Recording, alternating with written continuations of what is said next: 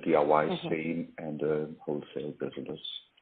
Yeah. And some of the major sanitary groups such as WIM, WIM. You sound a bit Danish or Dutch, aren't you? So you should perhaps know WIM. WIM. I speak different languages. WI, you say? WIM. Yeah. Do it yourself. Yeah. So that's a bit of my background. I was as well developing or co-developing materials from Mitsubishi. I was giving my input there for bathtubs, for the forming of acrylics. Yes.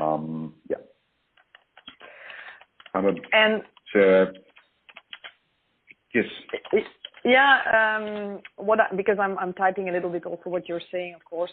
What I was wondering, because you refer to hotel segment, which is not the area of my concern, if I may say, for this call, the sake of this call. We are really interested in the high-end specialty retail segment. That's the segment where we want to focus with our brand and where we are already active and we have some experience there. But to gain more space in the bathroom segment, we felt it was needed to add these specific large shapes, so shower trays and bathtubs, and we have a few models already to add them to our portfolio. But it seems a bit difficult, non-in-kind competitors, in-kind competitors, they all exist, of course. And we're experiencing real difficulties with choosing the right channel. But if I may go back into my questionnaire more in the beginning, so from your experience, and you clearly have a wide experience in this industry, obviously, but which brands, if we think about high-end specialty retail and then more precisely Western Europe, so France, Germany, and then the surrounding countries, let's say, which brands did you see most successful there, more in the higher end? Yeah, in the high end, it depends a little bit on which material we're looking after. When we look at the bathtubs and acrylic material, or what we call mineral stone, something like you might be knowing is Marlan, as well as something that goes into this direction, or Gresslast. These materials in the high-end sector, mostly, or one of the key players would be Duravit. We have Varicor.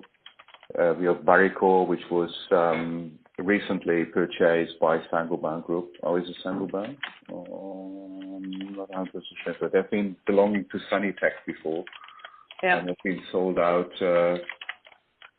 I guess, no, it's not Sanicor, it's Geberit. They've been sold out to Geberit. So Geberit is now the owner of Varicor? Yeah.